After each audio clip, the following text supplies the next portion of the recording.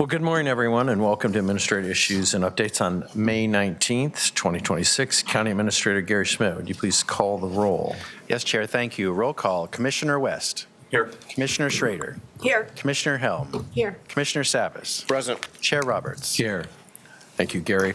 I'll now recess as the Board of County Commissioners, convene as a Water Environment Service Board of Directors. And Gary, you want to introduce the first agenda item for us? Yes, thank you, Chair. This is an item for consent agenda, and as usual, something that is new or unique, I bring it to you first at issues to make sure you're comfortable putting it on consent. This is for Water and Environment Services. The actual title is Approval of a Resolution Authorizing a Loan Agreement with the Oregon Department of Environmental Quality for the Hoodland Facility Plan Update. Loan value is $100,000 with 100% principal forgiveness.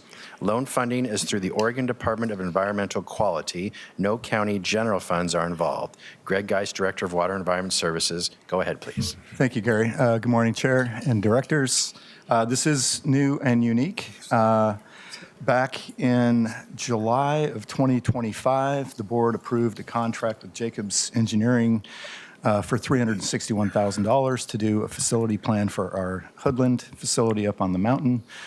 Literally that day, we were over in Bend at the annual Aqua conference and talking to DEQ, and learned that because we have a customer assistance program, we are eligible for 100% forgiveness up to $100,000 for planning loans.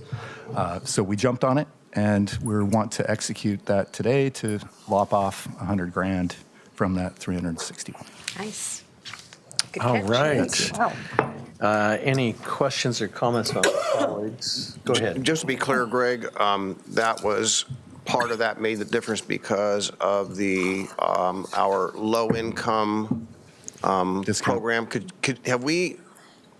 Is that the old program, or are we? I know that you and I talked about enhancing that. We're revamping and enhancing that significantly, but this is based on our existing program. Yes. All right. So what's the timeline on the enhancement? I think we'll be bringing that to you probably in June or July. Okay. Yeah. Just looking at the administrator here, knowing that we're going to be faced also with the transfer waste, Waste proposal, Martha's yeah. brought to our attention that we're to be looking at the rate increase again. I'm just kind of wondering if there's a way to soften that with, I know that's not related to the Metro waste fees and all that, but apparently the Metro waste fees are indicating that it's going to be a little bit higher than we anticipated, or a lot higher than we anticipated. So I'm looking for any kind of softening anywhere when it impacts our constituents out there. Mm-hmm. Great. So Any other timing, comments? ideally, the Metro thing first, ideally. Yes, and that is coming up early in June, Or I no, the other believe. way around, I'm sorry. The other way around. The West thing first. Okay. Yeah, we presented it to our advisory committee last week, so we're ready to go. Okay. I'll work with We'll Gary. work on the timing of that, yes. All right. One point I want to make, Greg, just a thanks to you and your staff. It was taking advantage of a great opportunity and jumping on it as quickly as you did. So just please extend my thanks to your staff and everybody that worked on making that come to fruition. So if there's no objections, we'll advance this to our business meeting consent agenda Thursday, May 21st. So thank you, Greg. I'll now adjourn as Wes Board of Directors and reconvene as Board of County Commissioners. Gary? Thank you. Next is Recovery Campus Regular Monthly Update. Presenting is Cindy Becker from County Administration.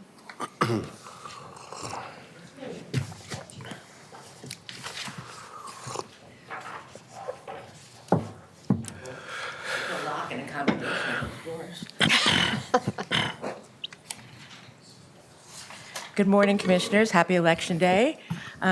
This is going to be brief because I don't have a lot of new things to talk about, but we will go to Attachment A, please, which is on page 2. And just wanted to give you a brief update. In terms of the property development and construction, we are working with the State Department of Justice on the grants. We have the Oregon Health Authority grant for $10 million and the lottery grant, which is being administered through the Department of Administrative Services.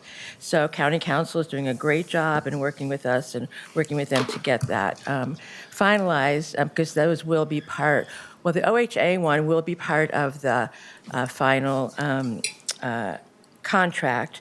What we've decided to do is we're going to wait for the other money to come in, and then we'll come back to you and amend the contract. We don't want to put in money that we haven't received yet, like the lottery DAS grant and also the federal earmark. So we will be coming back to you with that.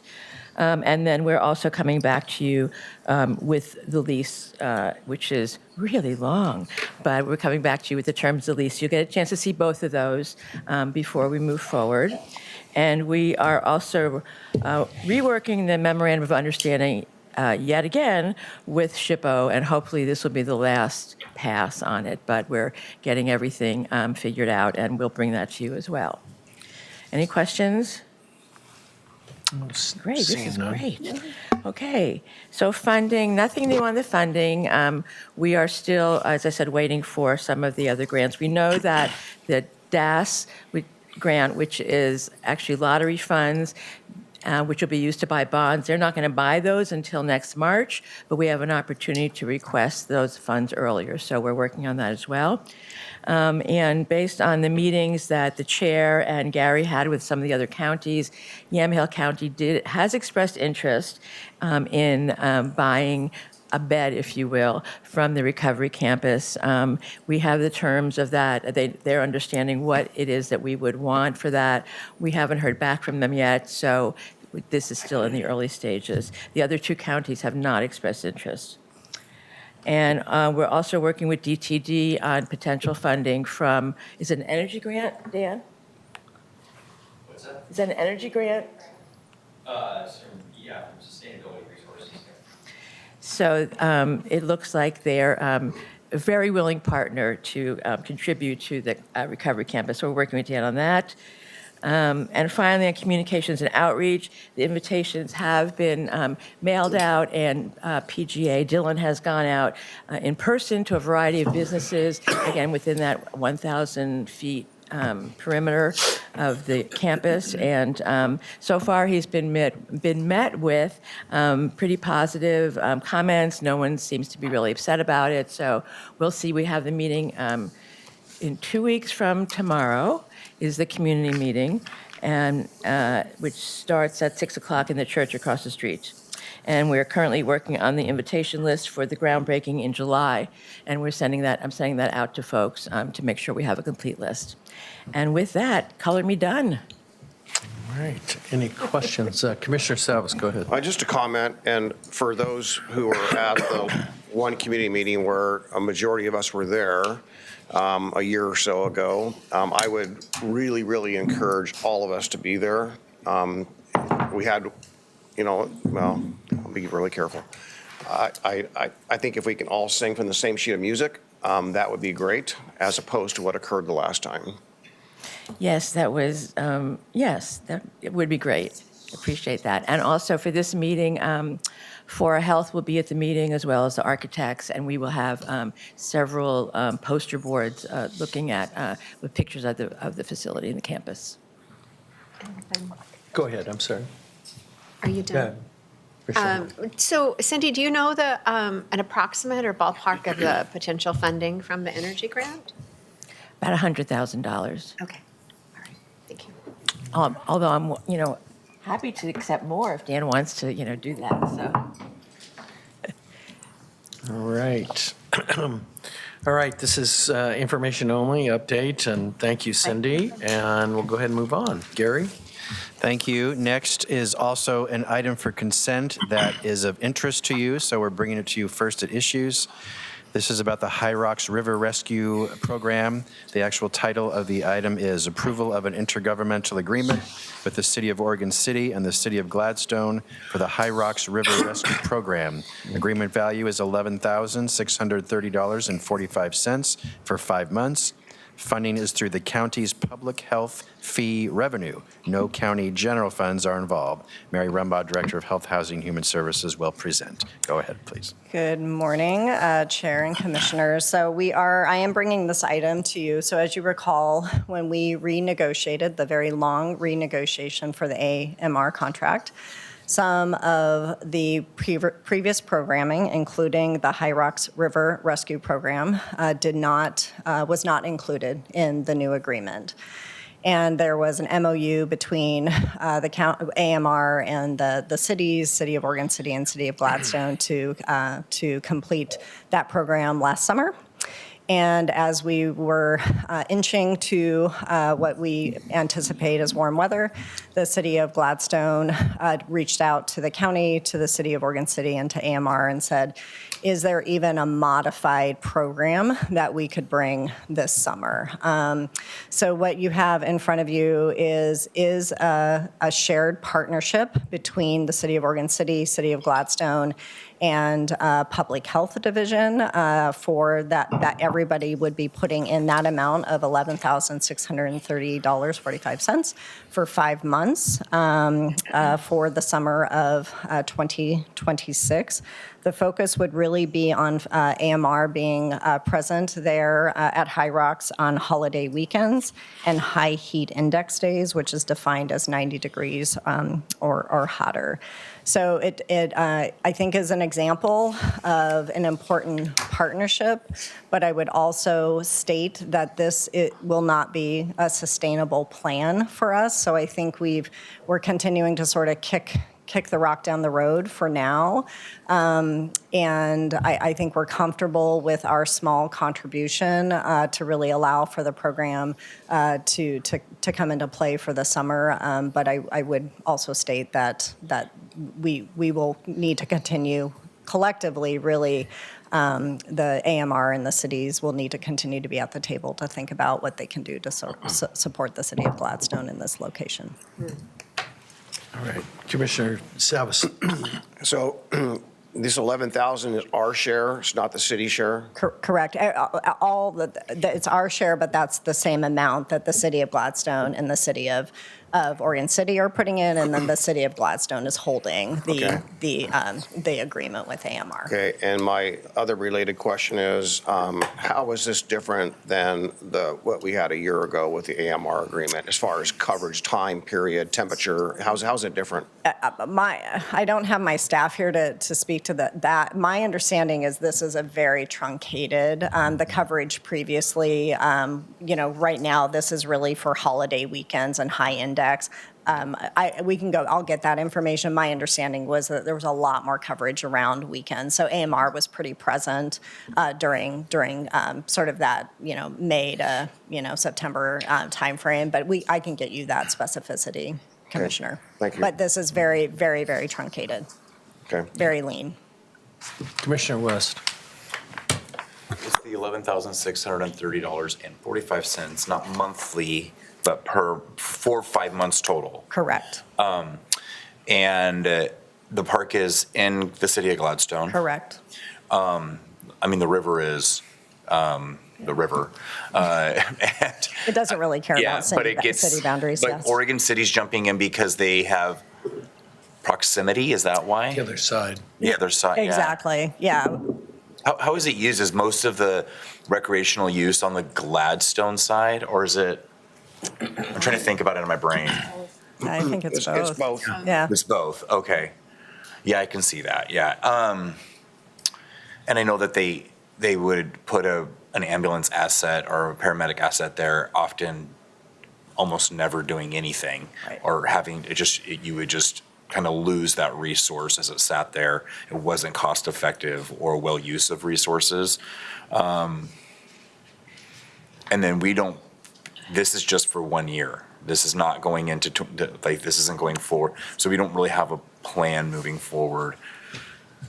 What is the county's real role here? Why isn't this, if it's in cities, why isn't it a city function? Why are we, I can maybe glide pathing, but moving forward, I'm struggling to see the county role.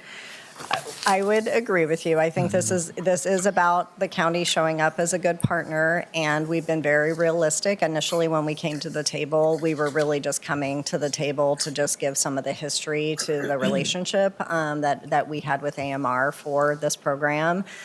We were not going to necessarily, identify funds, but there was a pretty appropriate but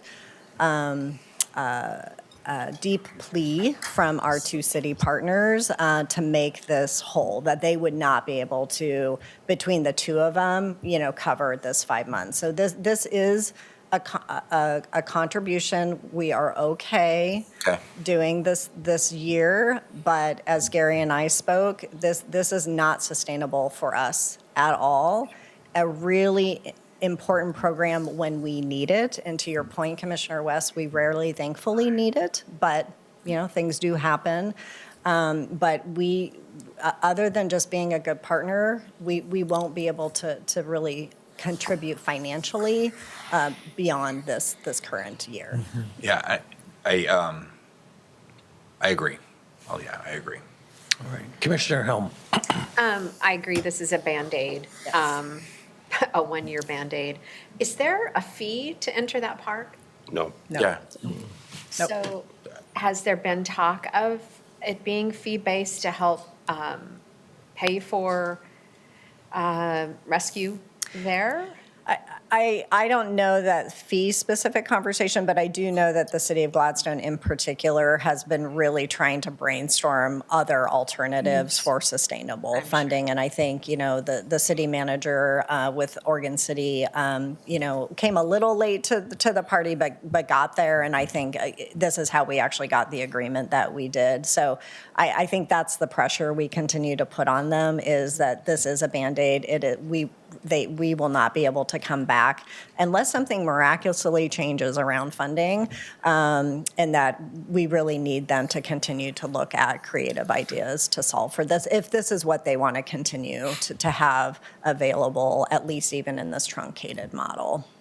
Well, and I agree that it is not a good use of resources to sit there. So to have it during holiday weekends and hyena makes the most sense. That makes the most sense, yeah. It might not save lives in the long run, but, I guess that we'll find out soon enough.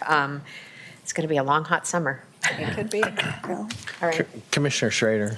Yeah, I'd be interested in looking at past information again, taking to look at what happens this year, compared to what happened when we had, because them there pretty consistently all the time, just to give us a data point of, see if that's effective. Yep, we can go back and do that for sure. Yeah, and the other thing I understand, if I recall, we used to have this in our contract with AMR as part of their services, correct? Correct. Yeah.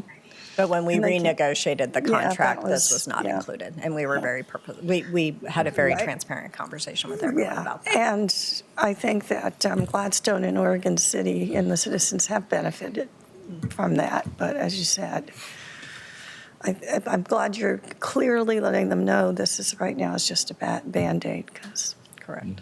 unless, like you said, maybe a miracle will occur. So, Yeah, and just one thing to add is, while it's not AMR or medical people, the Sheriff's House Marine Unit is very busy on that river. Yes. For calls for service, and in the summertime, it gets pretty crowded, so I know that they work hard down there as well. So we do have county resources down there. that's right. Doing enforcement and other stuff. Yeah, go ahead. Just a last note on this, kind of related to Clackamas County. Multnomah County, in their contract with AMR, had similar coverage on the Sandy River at the Glen Auto Park. It's an area where there have been a lot of drownings, and a lot of people from Clackamas County go there, just like Multnomah County people come to, Barton Park or Carver and everything else. So just say that, it's hard sometimes to put a price on a life in the end of the day. So, there's always drownings, it seems, and that's unfortunate. But I know that river rescue program, granted, is it cost effective? In the end of the day, I know that both at Glen Auto Park and here at High Rocks, they have saved lives. So it's just something to factor in there. But I did want to mention Glen Auto Park. All right. Well, Mary, thank you very much. If there's no objection, we'll go ahead and advance this to our business meeting, consent agenda on Thursday, May 21st. Gary? Thank you. Next is Business Development Grant Program for fiscal year 2027. Presenting is Dan Johnson, Director of Transportation and Development.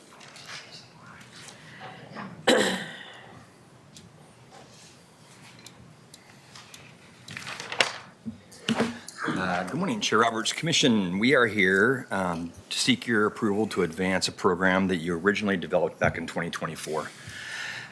Essentially, this is a competitive grant program providing funding to existing traded sector businesses relocating to or expanding operations in Clackamas County. Funding is to support capital investment and or workforce development projects with a maximum award of $100,000 per business. And to just some history, year one was fiscal year 25. Essentially, we had 34 applicants that applied for these funds. We were able to issue 10 qualified businesses, approximately $600,000. That's the amount awarded or approved by the board for it to be awarded. Those funds essentially resulted in about a $4.8 million investment of private funds for business expansion in the county itself. Year two, last year, we received 24 applications, funded 12 qualified businesses for a total of about $650,000.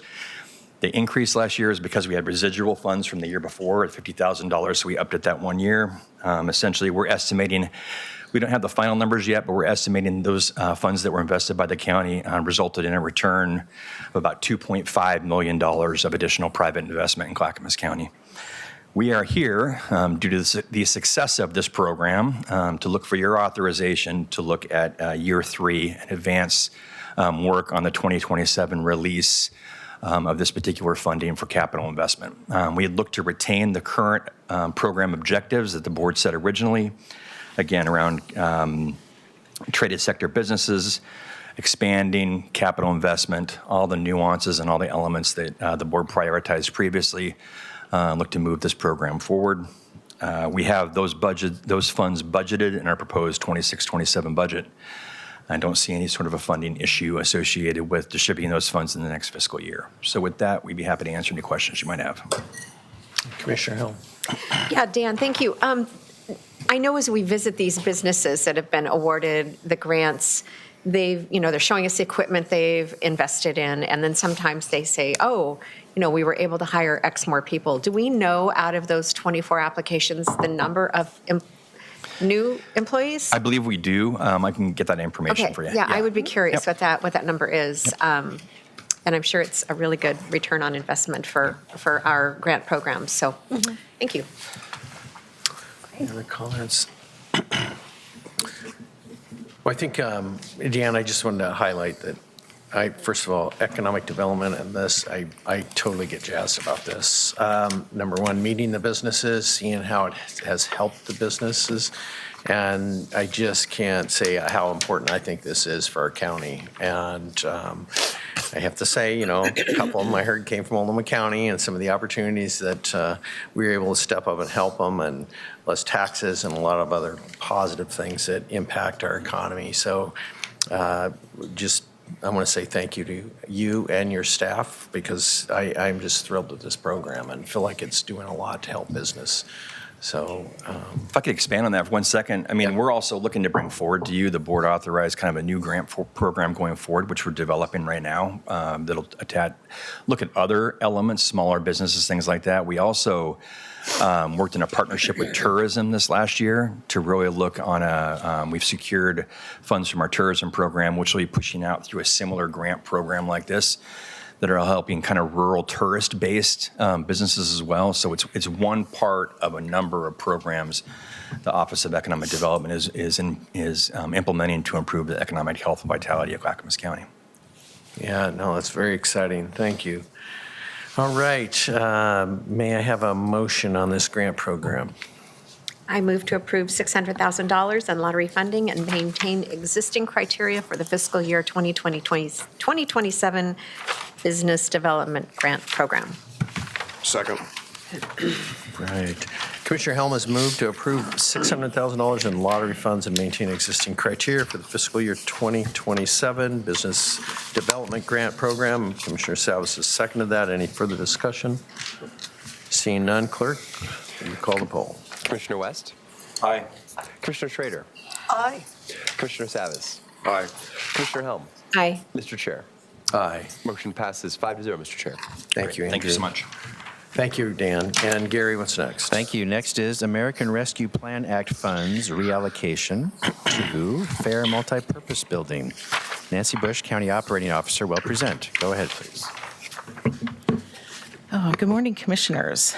So today we are asking for approval to transfer all unused American Rescue Plan Act funds to the Fairgrounds Multipurpose Building Project. So the ARPA dollars are coming to an end this year. And as we have went along over the past couple of years, there have been projects that were fully funded, but they had some money that was left over. We also have some money that is from the CBX program because they were able to build in a contingency and they did not use all that contingency.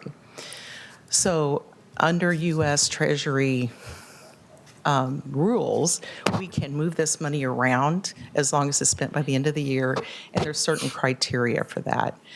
So when we looked at all the criteria, what we have open, the best place to put the dollars is with the multipurpose building at the fairgrounds. So right now, we're looking at around $600,000 to move to that particular project, if you agree. And we're asking that any money that does come up later, because we still have, I think, around 6 projects open, if any of those have any open dollars, we would be able to move that over automatically to that particular project. Right. Some questions here. Commissioner Schrader.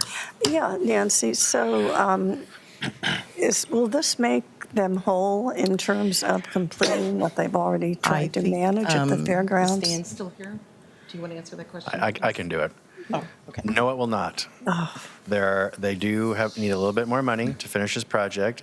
Dan Johnson and I have been working with the Fair Board Chair and Executive Director to talk about possibilities. We think we have an idea of how to close the funding gap with them, but this will get them really close. So this definitely will help them, and we think we have a proposal that will close the gap. Not ready to share that publicly, but we'll be talking with you before we bring that back to you. But this definitely will help, yes. Okay, so this will help get that completed. The only thing I'm going to mention is that, this is my perspective, I wish that they had allowed us to really manage that project, because I think that, not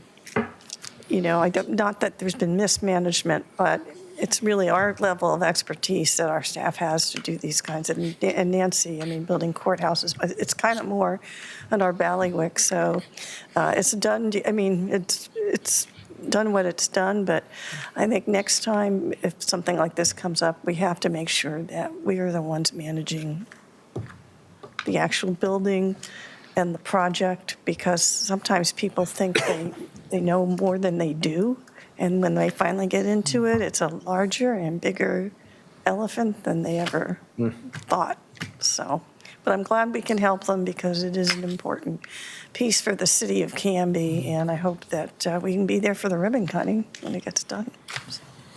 Thank you, Marla. Commissioner Helm.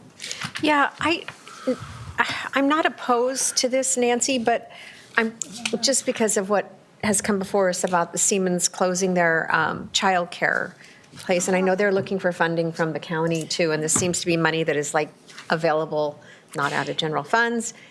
Can part of this be used for that? That's my question. It cannot. You're shaking your head So already. the U.S. Treasury has very specifically says that it has to be an open project that is in our portal. And So Okay. that is not an open Okay, question. I wish that's, I'd yeah, thought of I'm that, too. just wondering if we can spread the It's a good love a little question. bit. It's a Okay. really good question. Okay, thank you. Great question. And the other aspect about this, Chair, if I may, is that this building could be used in emergencies, which is another criteria Exactly, that yeah. made Yes. Yeah, the it's building a- eligible. it's Correct. Okay. Absolutely. Okay. All right. Is there a motion? Chair, I move to approve transferring all unspent ARPA funds to the Fairgrounds Multipurpose Building Project. I'll second that. All right. Commissioner West has moved to approve the transfer all unspent ARPA funds to the Fairground Multipurpose Building Project, and Commissioner Schrader has seconded that. Any further discussion, comments? Seeing none. Andrew? Commissioner Savas. Aye. Commissioner Helm. Aye. Commissioner Schrader. Aye. Commissioner West. Aye. Mr. Chair. Aye. Motion passes 5-0, Mr. Chair. Thank you. Thank you, Nancy. All right, Gary, what's next? Thank you. Next is supplemental budget public hearing preview for your public hearing that is occurring this Thursday at your business meeting. Presenting is Elizabeth Comfort, Finance Director. Go ahead, please, Elizabeth.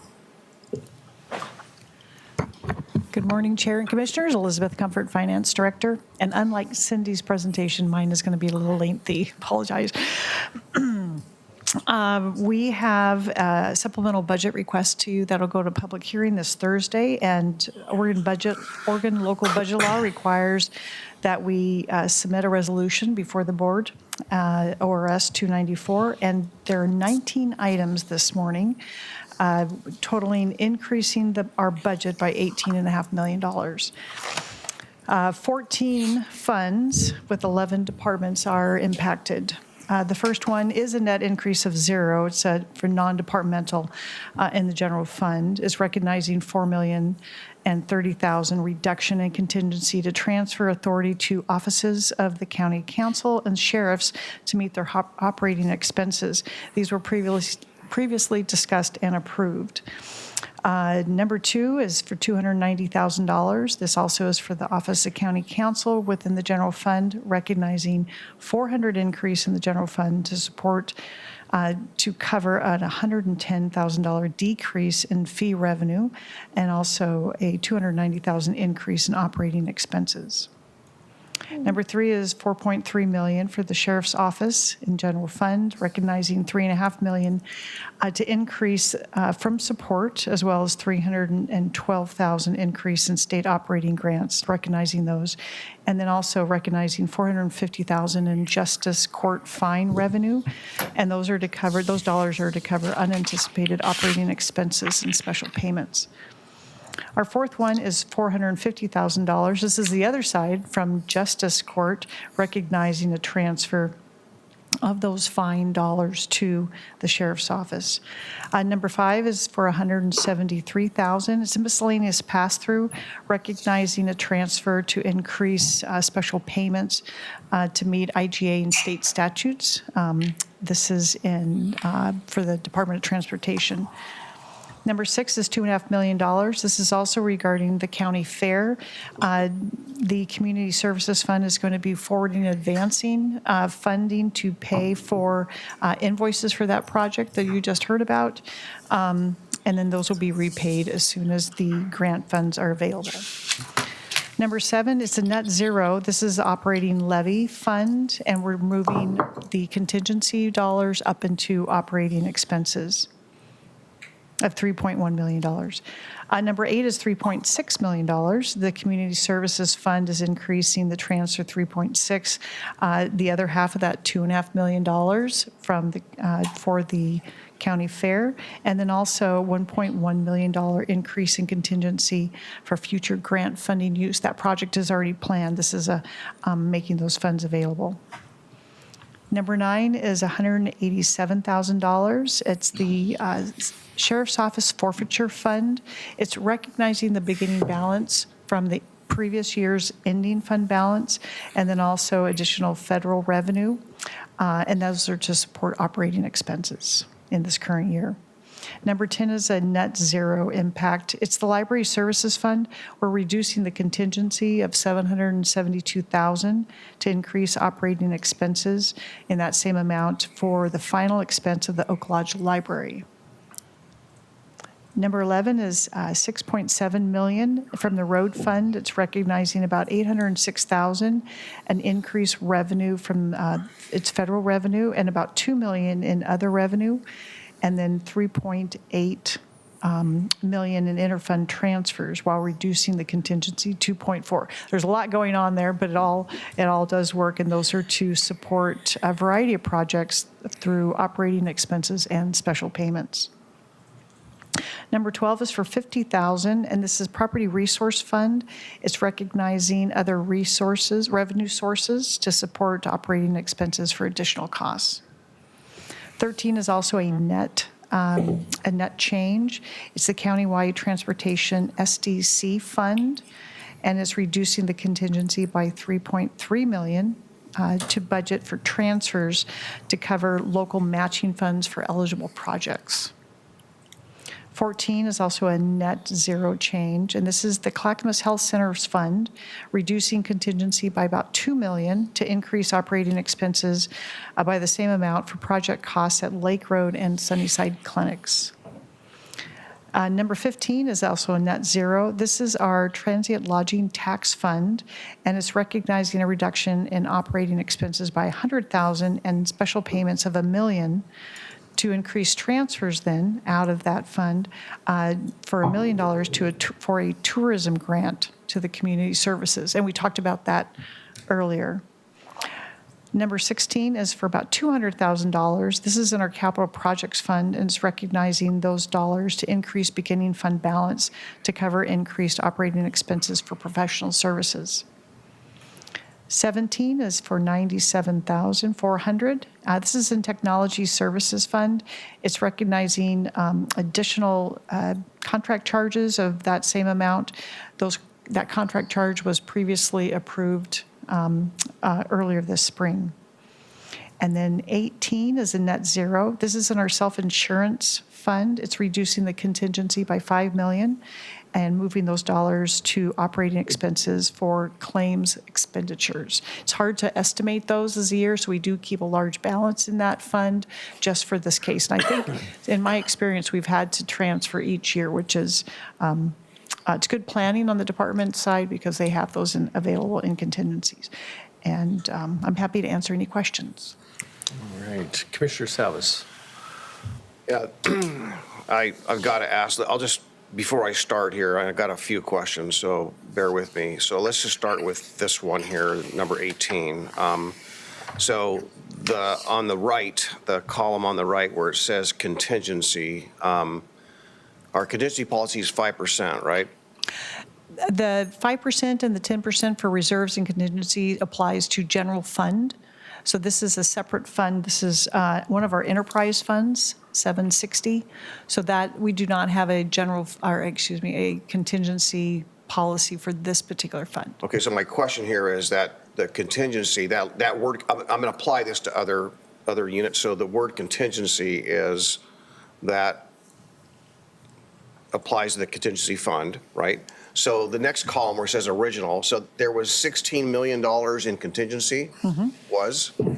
Okay, for the insurance fund. And so the parentheses of $5 million is a subtraction of that. Correct. So unlike a lot of these these budget proposed changes, usually we're recognizing new revenue, right?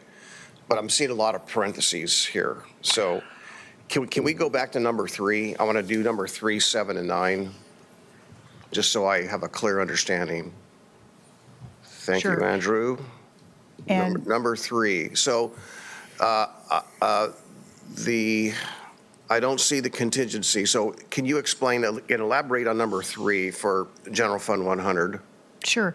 And the reason you do not see any parentheses in this section is because we're not reducing contingency. We're not transferring funds from one line to another. That's when you'll see contingent, like if we're reducing transfers to increase operating expenditures. And here, we're increasing operating expenditures and we're increasing the special payments.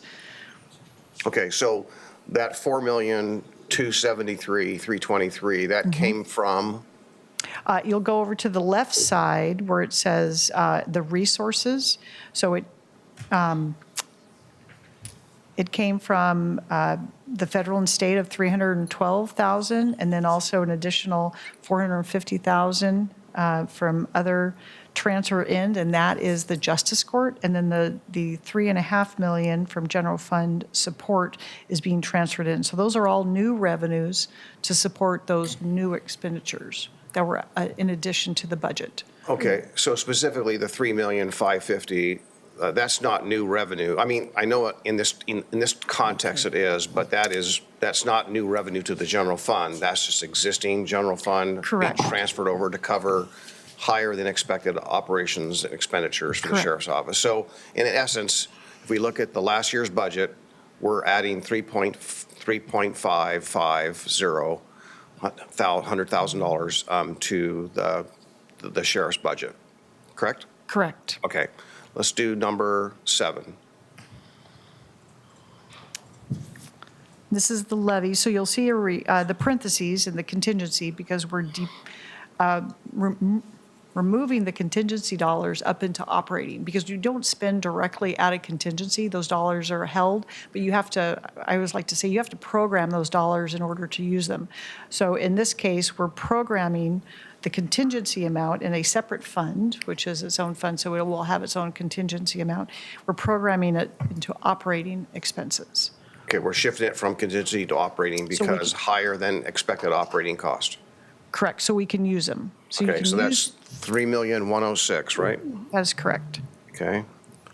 Line 9, or number 9.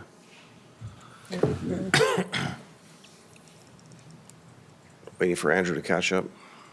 There we go, number 9, okay. Same question here.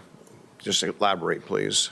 Yeah, so we had a beginning balance at the end of last fiscal year, 25, 26, no, we're in that right now, 24, 25, of $80,000.51. So then we are now recognizing that as revenue, which they just didn't it wasn't budgeted. Sometimes we don't know exactly until the year is completely over because we do our budgets well in advance of our year-end numbers. And then the federal, state, and other gifts and donations, so they had additional revenue come in of $106,500. So they want to recognize that as well. And so adding those two together gives them additional $186,551 to increase the operating expenditure availability. Okay, thank you for that explanation. I want to make sure I'm crystal clear when I say this, and this has nothing to do with, finance department or yourself, but to my colleagues, just the noise out there, if you will, that we don't fund or we don't fully fund. And this is an example of us fully funding the expenditures. As I've always said, we fully fund the expenditures, and I'll be saying this on Thursday as well, to the tune here of at least for $6,600,000 plus. Just for the record. Thank you. That's all I have.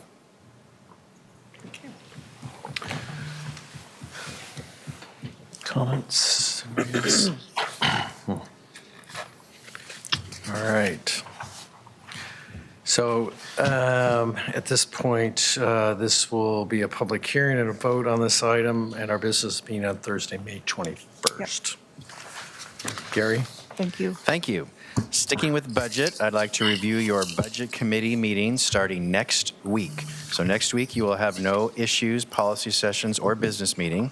Instead, you'll spend the whole week discussing the county budget and the 8 special districts that you govern. Andrew is showing this on the screen for those who are interested, the actual schedule, but a high-level update. So starting next Tuesday, May 26th at 8 a.m., you will convene as the 8 governing bodies that you oversee as service districts to Clackamas County: Development Agency, Lighting District, Library Services, Housing Authority, Extension and 4-H, Water Environment Services, North Clackamas Parks and Recreation, and the Enhanced Law Enforcement. You will do all those starting at 8 a.m. and hopefully finish around 12:30 or 1 p.m.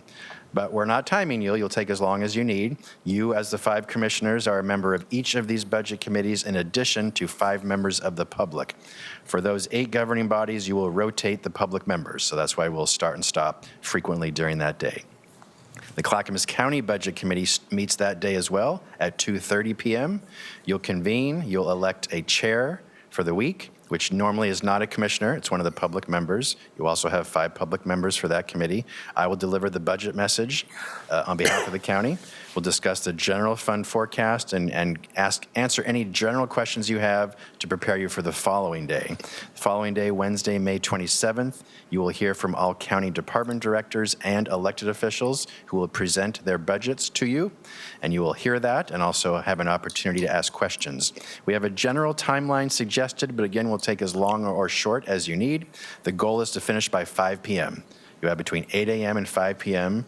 to hear from approximately 17 departments and elected officials. 6 p.m. that night, Wednesday, May 27th, is a public comment period where members of the public may come and give you feedback on the proposed budget. That will go as long or short as it needs to be for the members of the public to comment. Starting on Thursday, May 28th, you'll convene at 8 a.m. and you will deliberate as long as it takes for you to approve a budget that will be sent to the Board of County Commissioners for final adoption later in June. I'm serious, we're blocking out the rest of that weekend. We will stay as long as it takes, but we'll stay till you're done. So Thursday, Friday, Saturday, Sunday, we have blocked the whole weekend. Staff will be prepared if you need to go that long. As a reminder, the members of the Public Budget Committee, the majority of them have professional jobs, so they're taking a week off to come and work for you here. So I do hope that we can finish by Sunday at the latest. If necessary, we'll go into that following Monday. I don't think it will take you that long, but we are sincerely blocking all the rest of that weekend if you need it. That is the schedule. You have received binders of your proposed budgets. They're also posted online. So Andrew, if you don't mind clicking on any one of those, scroll up a bit, pick on a department at random. There you go, treasurer. So pick budget. There is the budget. It's online. Members of the public may see that, as well as there's a printed copy in the Board of Commissioners office. If someone would like to come to the county, you may physically read a copy. With that, I'll stop talking. This is all online, as I mentioned, www.clackamas.us/budget/budget-presentations. Do you have any general questions I may answer for you about the process for next week? Sure. I'm sorry. Go ahead, Commissioner. Yeah. Gary, as you know, this will be my 16th Clackamas County budget meeting, 16 of them. And over the years and recently, we used to have the departments. I know we just talked about the treasurer, for example, whatever department we want to use. And in the past, they had an opportunity to present their budget and talk about their issues, I won't say at length, but there used to be a lot more time given to that. And I know that got shortened quite significantly. And I know that budget committee members, the public especially, myself included, to some degree said, geez, we really missed that. We really want to better understand the plight that they're in with the compression. So I know you have the days scheduled, but has there been additional time and flexibility in the schedule to allow for that? Or is the chair of the budget committee going to be trying to live by the anticipated time schedule? It is only one day fully for the county budget presentations. It used to be 2. You're right, it used to be 2. It is still only one day. So you do have 10 hours to go through all those presentations. The times, as I mentioned, are suggested, so we're not going to stick to a clock other than you should finish by 5 p.m. I think you can do it. If not, we'll extend it to the following day. But I do believe, based on, I've only been to 15 of these, Commissioner, you usually get it done the first day, and by the second day in the old schedule, your eyes were rolling behind your heads, and you were like, why is this going so long? So I do feel you can do it in a day. If it doesn't finish, we can extend it to the following day for the presentations. Yeah, I'm just assuming that, and this is our opportunity to convey that or not, but I'm assuming that our hope is to convey that there is latitude in the time if we really want to talk to a particular department. I mean, I think sometimes the conversation on, the courthouse coulda, woulda, shoulda has that impacted general funded departments, right? I'm sure we all have a different viewpoint of that. The other part of that is that the public safety spectrum is much larger than just CCSO, so things like the DA's office and anything related to CCOM and all the other things that relate to public safety, I think is somehow, my concern is that their budgets may be impacted more so and not had any supplemental opportunities to address those needs. And I just want to better understand what those needs are to deliver, the full spectrum of public safety. And if I may suggest, that's really what your Thursday is for, your deliberation day, where you can bring back any of these directors or elected officials and, for example, say, let's have a conversation of how we fund public safety. And you have all day Thursday, Friday. I mean, you can have that conversation there and stick to the presentations to ask, just hear their presentation, ask specific questions to that department or division, and then bring them back Thursday for deliberation on more open topics. So as a it's suggestion. incumbent upon them on presentation day to bring those things to our attention, and then we can bring them back after. Yes. As long as that's really clear Yes. to them, so they make sure that if they have something they want to bring to our attention, they have the adequate time to do that on presentation Yes, day. I've done that already, yes. Thank you. Thank you.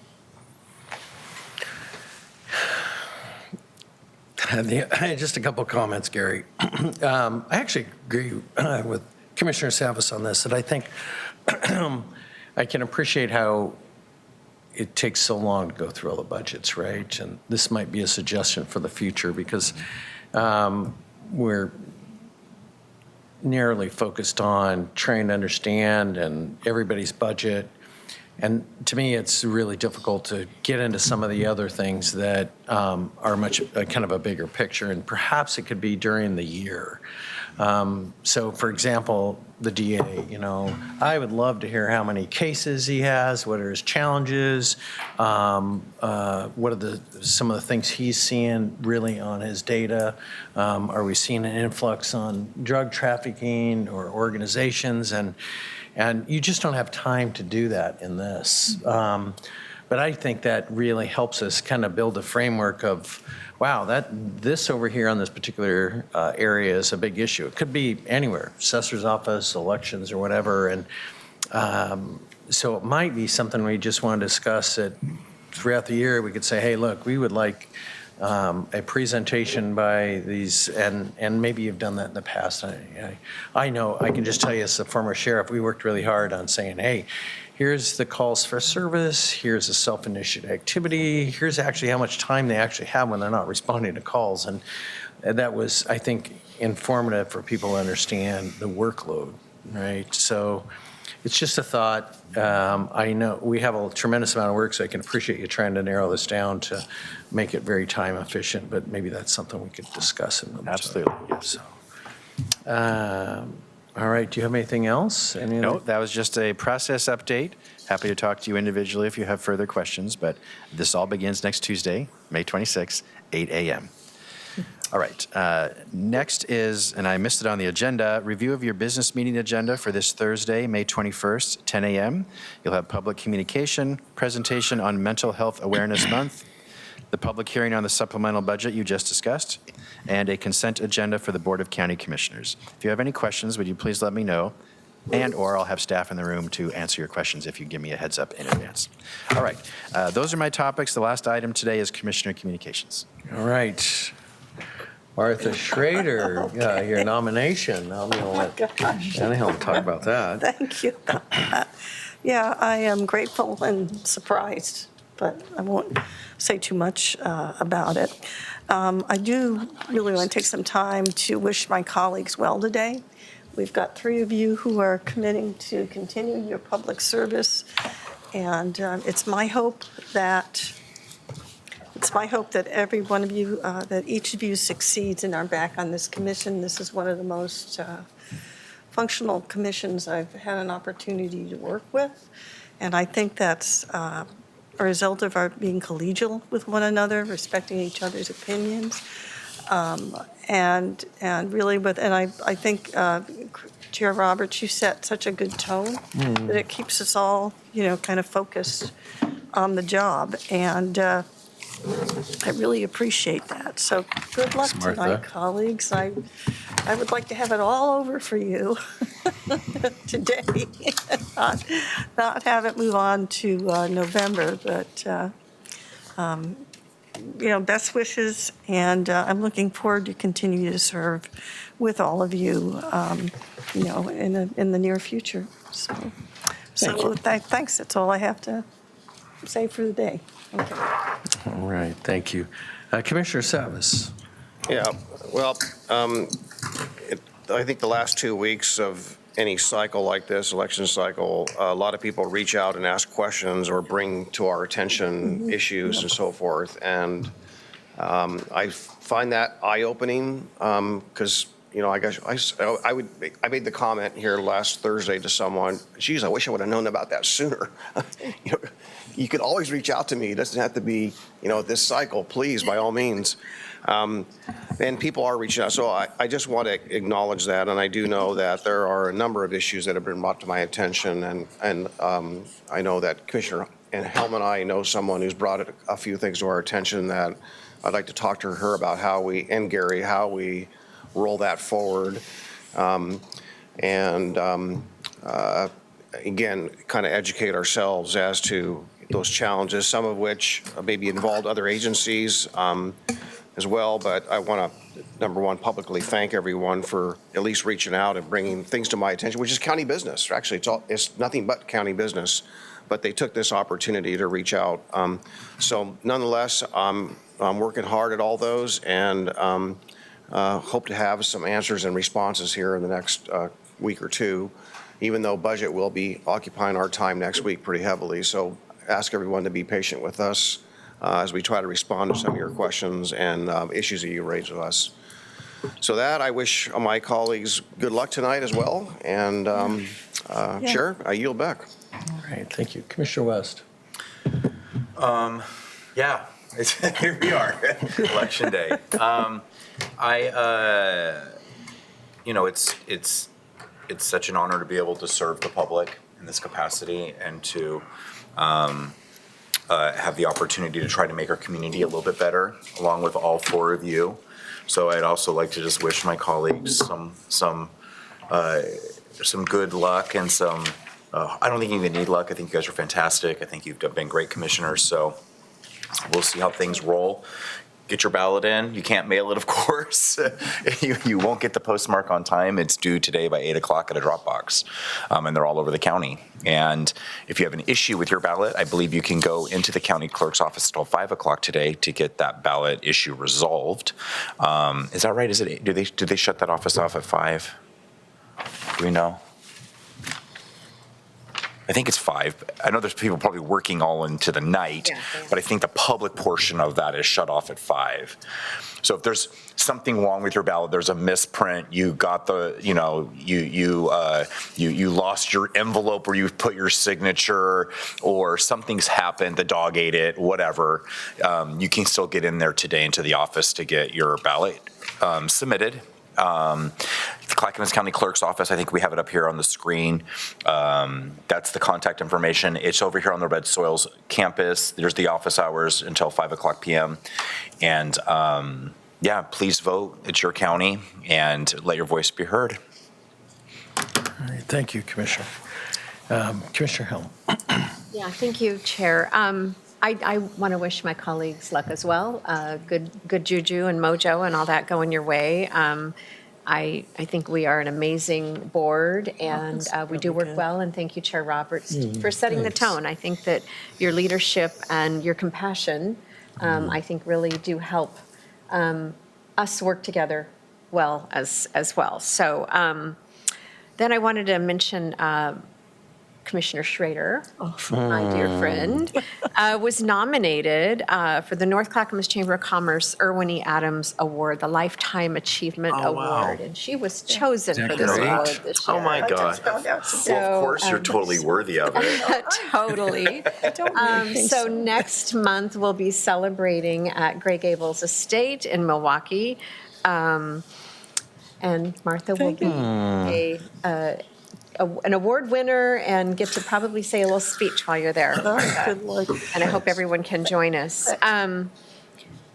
You know what? I usually get a little thing that's the track your ballot thing on my phone, and I didn't get it. I may have to walk over to the elections office and make sure they have it or look it up online, because normally I get a little thing that says, yeah, we got it. And I dropped it in that box the other day by hand. So anyway, maybe I turned that notification off.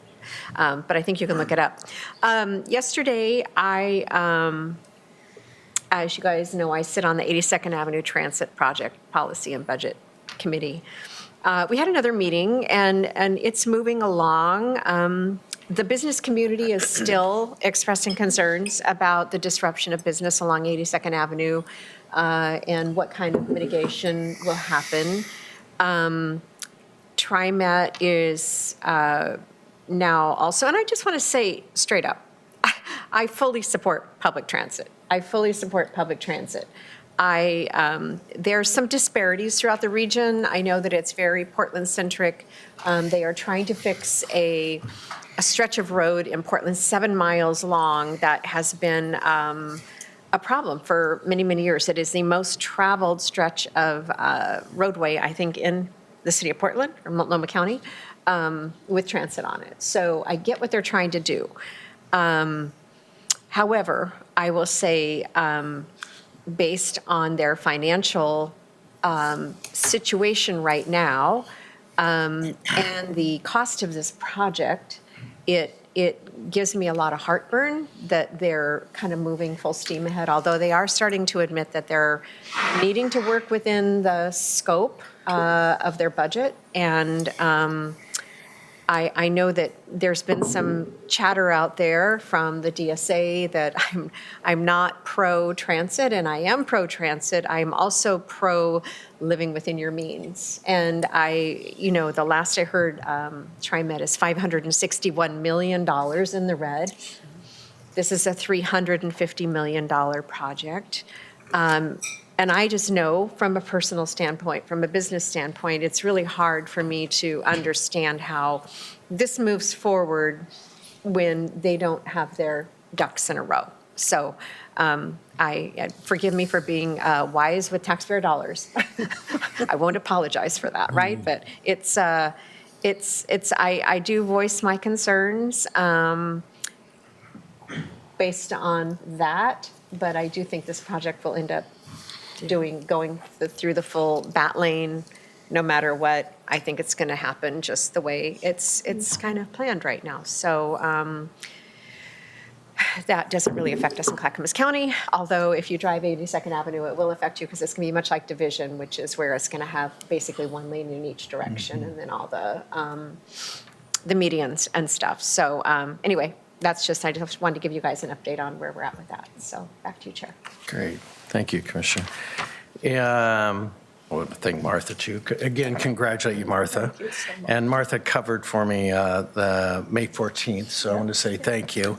And I'll talk a little bit more about it on Thursday, but I'll give you a few highlights. It was the Oregon Trade Policy breakfast and then an all-day tour. We visited a number of places, and it was, I want to see if I can get my colleagues to join me at some of these places to kind of show you some of the things that I saw that I thought would be beneficial to our county and businesses here. But anyway, we went to the OSU Food Innovation Center. That's where we started out. And this is the one I really want to get our board and others to, and it's the Oregon Container Terminal 6, the impact and how we can help businesses in our county and beyond, and then ended up at the Oregon Bioscience Incubator. Yeah. And kind of a shout out to Daniel Nguyen, who really helped set this meeting up. Governor Tina Kotek was there, President Rob Wagner, Senate President, and also State Representative Sanchez and Tran. And what I was completely excited about is each of these different countries had the opportunity to talk about international trade. And we had individuals from the consulates from Italy, Brazil, Canada, San Francisco, Singapore, Lithuania, also Mexico, and just a number of other countries that were there. It was also wanting to enhance their trade with us and vice versa. And probably one of the resounding things that impacted me, and that's why I want everybody to go to the terminal, and all we can do to enhance what the terminal does is they were closed down for a number of years, and they started back up. Their numbers are way down from where they used to be, right? And they have direct train that goes right to the terminal, trucking, and one of the things that was made really clear is that the cost for businesses, a lot of them are continuing to have their export items shipped up to Seattle because that's where they have done it as the terminal is shut down.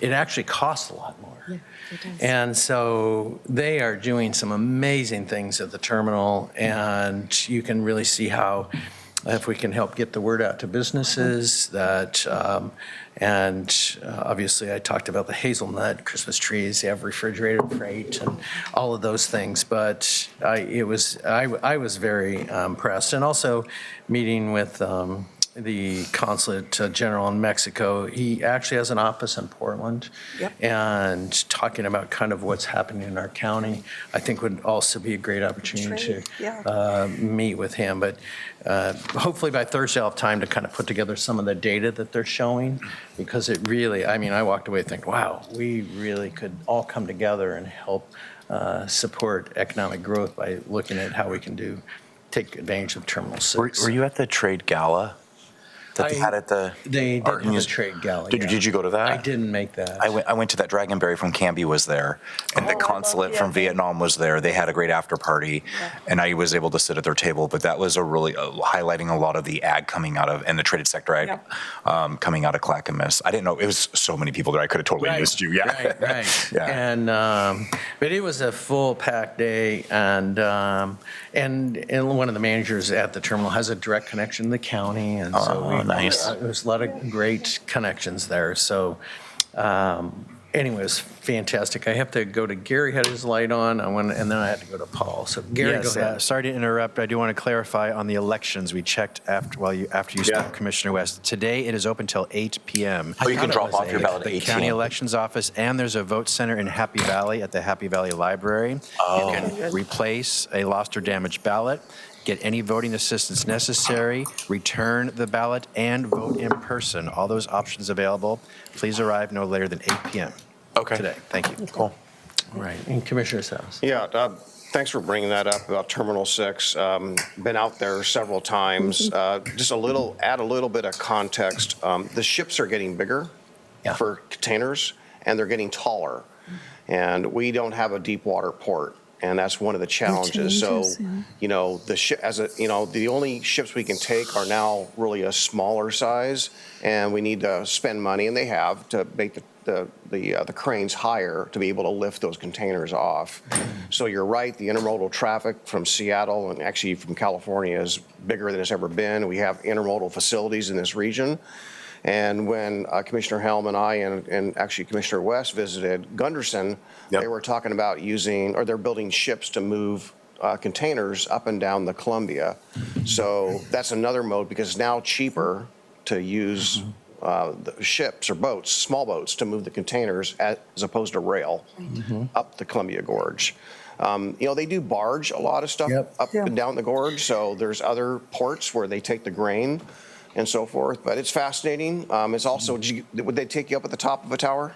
Oh, that's pretty cool up there, Yeah, they actually did. That was one of my questions, really, is the dredging, and that they've said that they've been working with the Corps and basically have it dredged to what they described as adequate, but it is an ongoing to keep it deep enough in there. And they also did talk about how they are working with Idaho and others to really go all the way up past Red River and beyond to help ship stuff down to the terminal. So anyway, it was, and the other thing that I thought was also, we talked about some of the things that are being shipped now, right? And also all these containers have to be shipped or marked appropriately. A lot of them are now like lithium batteries and other things that are honestly, and it is much more complicated as where they have to put those so they can have access to them in the event there's a fire or whatever. So anyway, it was very impressive, and just sounds like you've been down there. Maybe it'd be nice for us to visit again. So Gary, do you have anything else? That's all. Thank you. All right. Well, if there's nothing else, this will conclude our public meeting for the day. Thank you who all joined us, and we are officially adjourned.